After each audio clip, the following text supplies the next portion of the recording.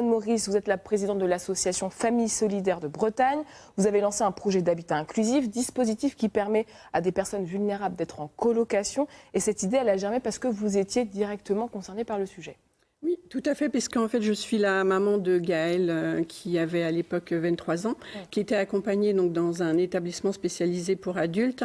Mais on a essayé en fait, de créer pour lui un projet qui prenne à la fois en compte ses besoins en soins, effectivement, mais également un projet qui puisse lui permettre de vivre le plus possible avec et comme les autres. C'est quoi l'idée de cette colocation? Alors, expliquez-nous comment ça marche. Alors, en fait, c'est une colocation. Alors, on appelle habitat inclusif, en fait, parce que la loi Elan est venue donner cette définition de l'habitat inclusif pour les personnes vulnérables, que ce soit par l'âge, la maladie ou le handicap. Donc là, effectivement, on a, avec 3 autres familles, en fait, on a cherché une maison à louer dans le parc locatif privé. Donc aujourd'hui, en fait, ils sont dans une maison au sein d'un lotissement. C'est une maison qui ne se démarque absolument pas d'une autre maison. Ils sont parfaitement intégrés dans le voisinage. Alors, bien entendu, pour cette colocation, les locataires ont des besoins importants en termes d'accompagnement, puisqu'en fait, on a de l'autisme sévère, de l'épilepsie sévère et pharmacorésistante.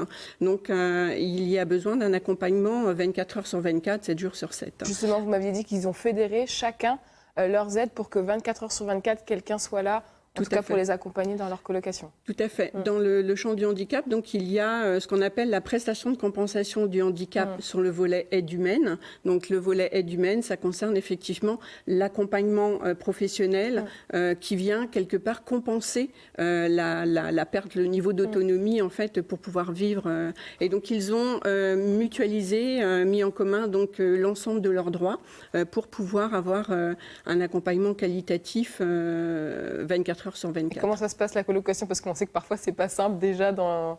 Alors, ils sont vraiment accompagnés. En fait, on a également, avec l'habitat inclusif, est arrivé un nouveau métier, l'animation de la vie sociale et partagée.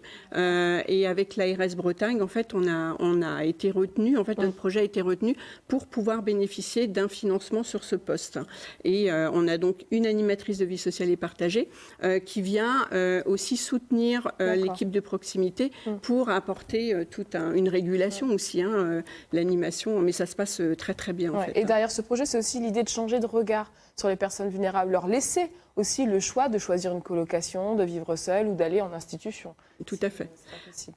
L'habitat inclusif, en fait, justement, c'est aujourd'hui une alternative au tout domicile et à l'institution. C'est une troisième voie, en fait, dans l'accompagnement, en fait, des personnes vulnérables. Et effectivement, l'objectif est de permettre à ces personnes de pouvoir vivre le plus possible avec et comme les autres. Et donc, effectivement, de permettre aussi à la société de changer de regard sur les personnes vulnérables, puisqu'elles viennent vivre avec nous, en fait, aujourd'hui. Et ces initiatives, elles fonctionnent aussi parce qu'il y a des propriétaires qui acceptent de jouer le jeu. Tout à fait. Donc là, déjà sur la première colocation, on a effectivement la propriétaire de la maison qui a favorisé notre projet parce qu'elle le trouvait super sympa. Et dernièrement, donc, on a eu un propriétaire à proximité en fait de la coloc actuelle qui de fait connaissait notre projet et qui part vivre à l'étranger, qui nous a proposé sa maison en location pour faire une coloc. Donc là, ce sont 3 colocataires beaucoup plus autonomes en fait qui vont intégrer la maison à partir du 1er avril. Et j'imagine que votre porte reste ouverte pour d'autres volontaires qui sont propriétaires. C'est le moment de lancer un appel. Tout à fait. Et j'ai eu un appel dernièrement là d'un propriétaire, effectivement, un peu plus en milieu rural. Parce que l'intérêt aussi, c'est d'éviter que on recrée du tout campagne. Pour des personnes, il faut qu'il y ait un maximum de services à proximité. Mais là, c'est un peu plus en zone rurale, donc ça pourra concerner peut-être des personnes âgées en perte d'autonomie. Et pour ceux qui souhaitent porter un projet comme le vôtre, vous proposez également des formations. C'est ça? Alors, Famille Solidaire Bretagne est une association territoriale, en fait, d'un groupe associatif qui s'appelle Famille Solidaire et qui a eu un agrément d'organisme formation autour de l'habitat inclusif, donc spécialisé sur l'habitat inclusif.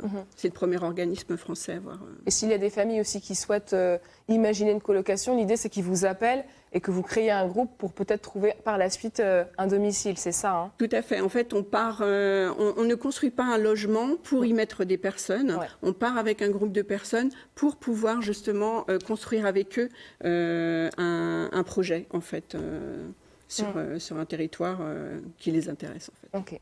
Merci beaucoup, Rosane Maurice, pour votre témoignage. On vous souhaite encore d'autres habitats inclusifs.